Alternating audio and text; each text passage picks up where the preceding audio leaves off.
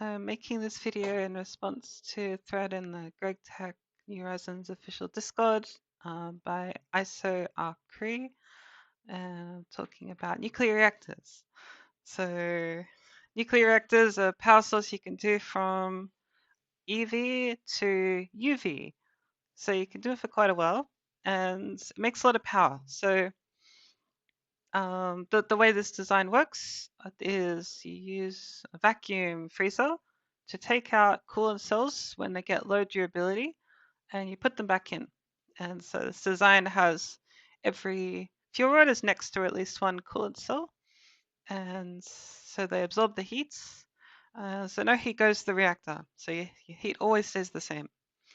So there's three different kinds of fuels I think that are good for this. There are a few other ones, but I tested them and it didn't seem as worthwhile, but this is just my opinion. The first one that's really good is uranium, which is with this design, you get 5 amps of IV power, and you can make it an EV. You need the tier 2 rocket to get a lot of uranium. You can before uranium, you can do thorium. Thorium is about 1 amp of IV, so it's not as much, but it still gets you started.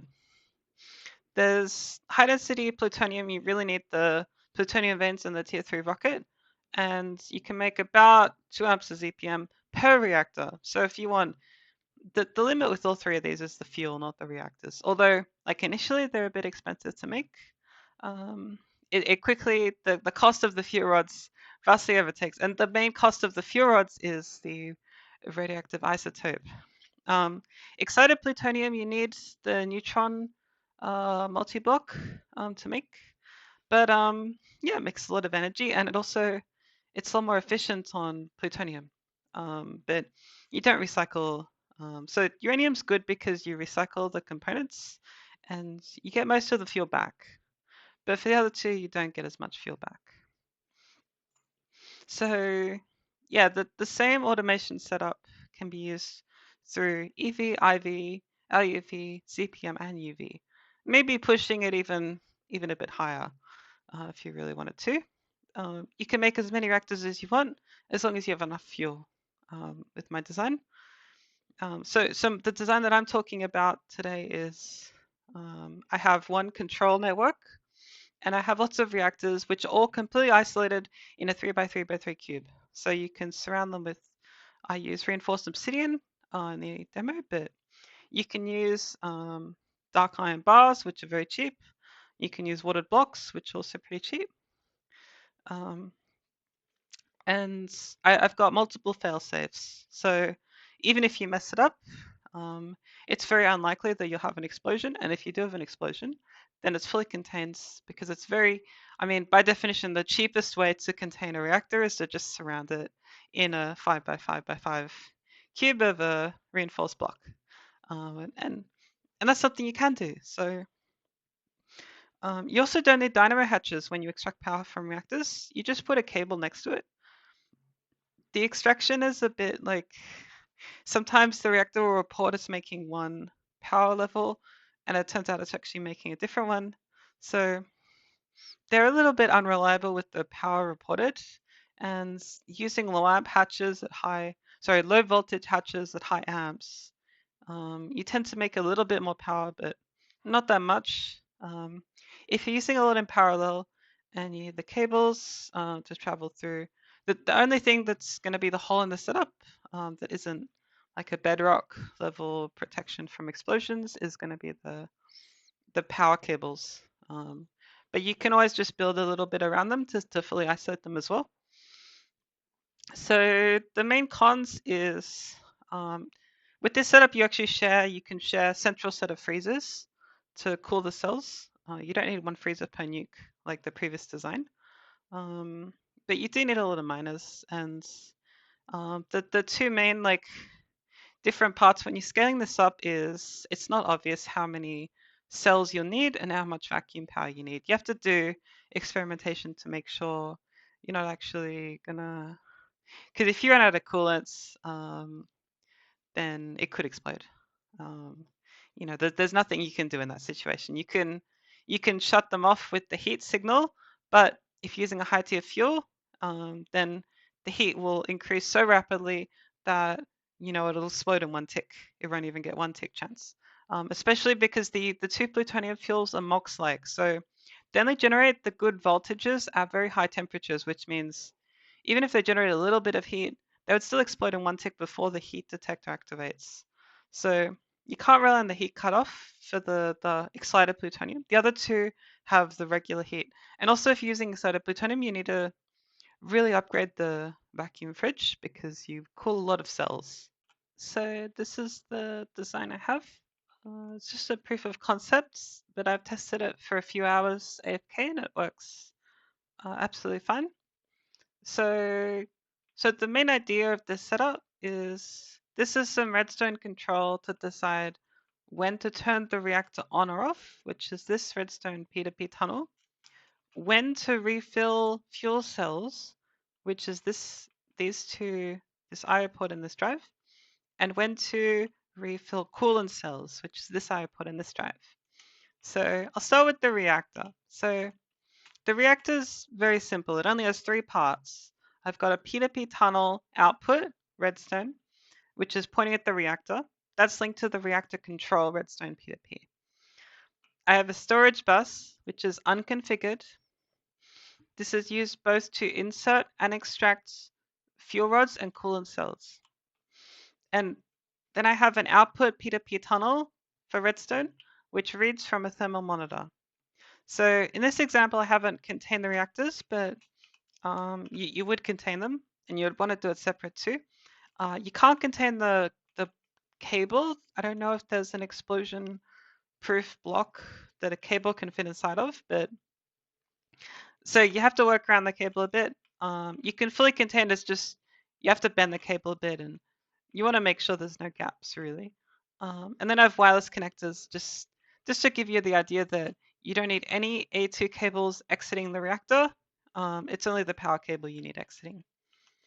So that's linked up to an LSC, which has got a energy detector cover. So if it has enough energy, then this will turn off the reactor. So this redstone P2P is linked to this one.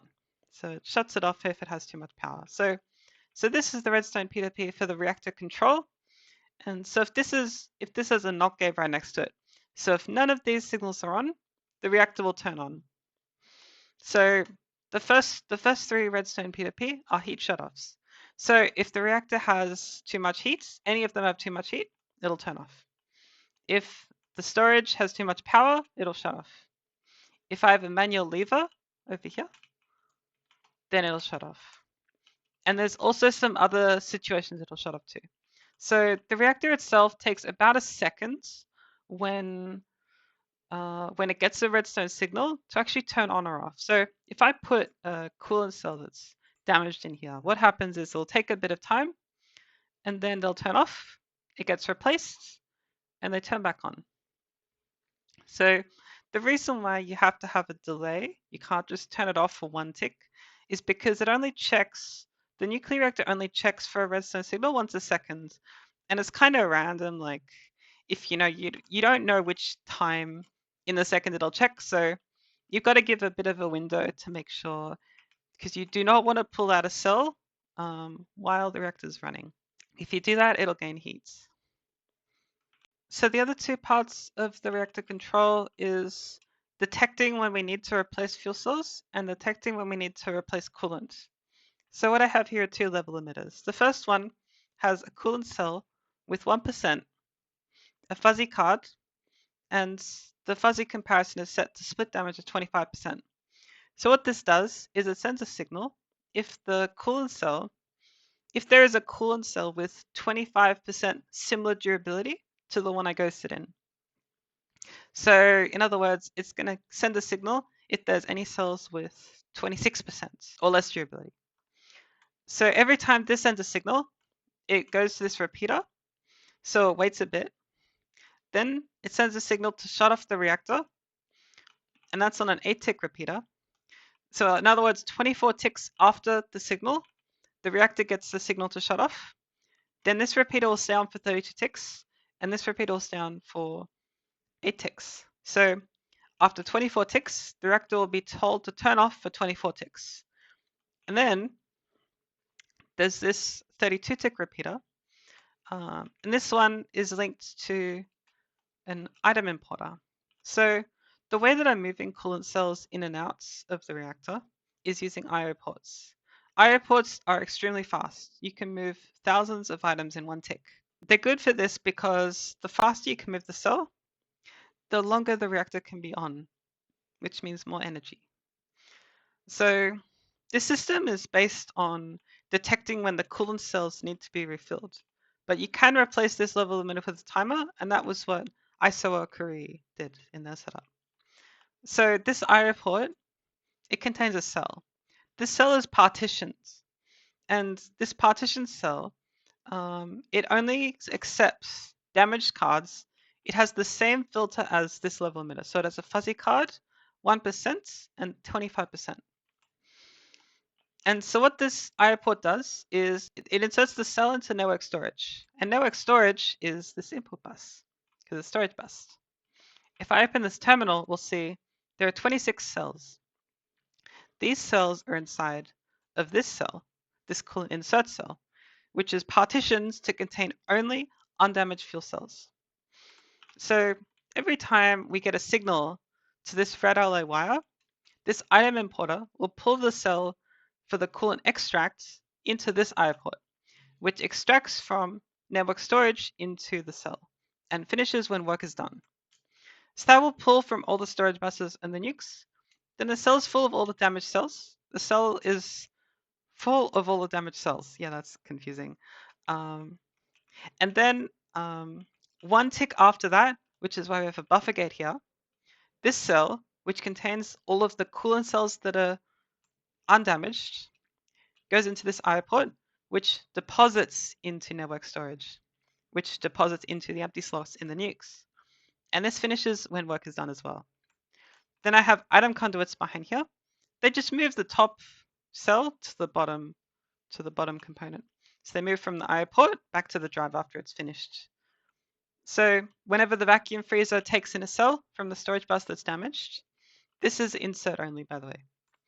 It processes the coolant cell, and the output bus pushes it into an interface, and the interface puts the cell back inside this.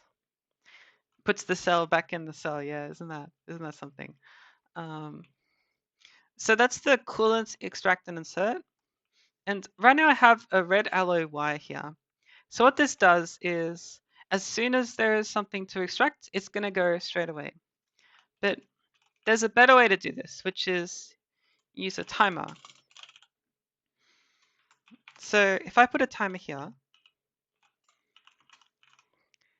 and we set it to like 10 seconds, the idea with this is, once we get a signal that a cell's ready to extract, we know that there's at least one cell that needs to be extracted. But we don't want to shut off the reactor all the time if cells always running out of fuel. And let's say we have 10 reactors. There's like a lot of the time, there's going to be cells which have like maybe only 20% durability. Now, there's a certain amount of time that a cell can last with the heat that's generated from these uranium fuel rods. It's at least 50 seconds. So, in other words, if you want, you can set this to be a 50-second timer instead. Or you could set it, I practice with around 10 seconds, I think is more reasonable, but you can push it even higher. The next part is the fuel cell extract and insert. So here I have a level emitter set to a fuzzy card with quad fuel rod uranium and match any comparison. So what this does is it counts the number of uranium fuel cells that are in the network storage. If you look at network storage, we can see there's 40 fuel rods. We've got 40, 40, 39, and 1. And we've also got some other stuff which I'll explain later. So these are all the coolant cells. We can see all the durabilities on those.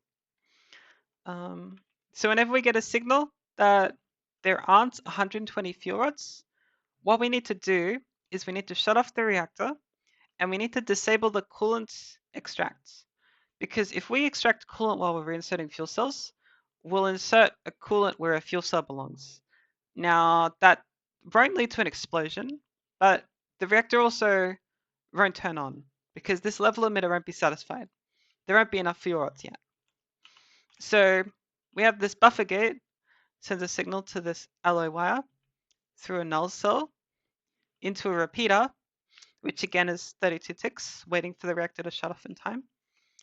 Then we have a NOT gate here and an AND gate here. So what this AND gate does is it's screwdrivered on one side, so it only has two inputs. The coolant extract only activates if we are not extracting fuel at this time. So this repeater is on 32 ticks, the fuel extract repeater, and the coolant extract repeater is also on 32 ticks. Well, it's actually on 33 ticks because of this NOT gate.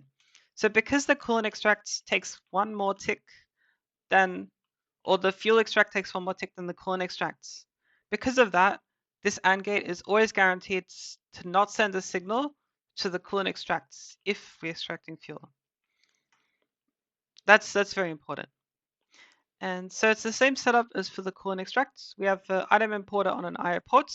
This IO port is partitioned, and it's partitioned to only accept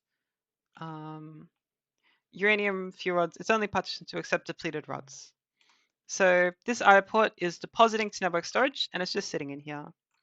So when the item importer activates, it'll go to this IO port at the top, which moves from network storage into the cell and finishes when work is done. Because the cell is partitioned, it will only accept depleted uranium fuel rods. Then one tick later, there is a cell in this drive. This cell contains all of the fuel cells to insert, and it is pushed into this IO port, which then immediately pushes everything into network storage. So what this means is the coolant extract and insert and the fuel extract and insert both take only 2 ticks in total. 1 tick to remove the cell and 1 tick to replace with the new one. So the main delay is compensating for the reactor slow turn on and off cycle. It's important to reduce the delay because if you have a lot of reactors, the heat of these coolant cells is going to be pretty random. So you have to shut off the reactor pretty often.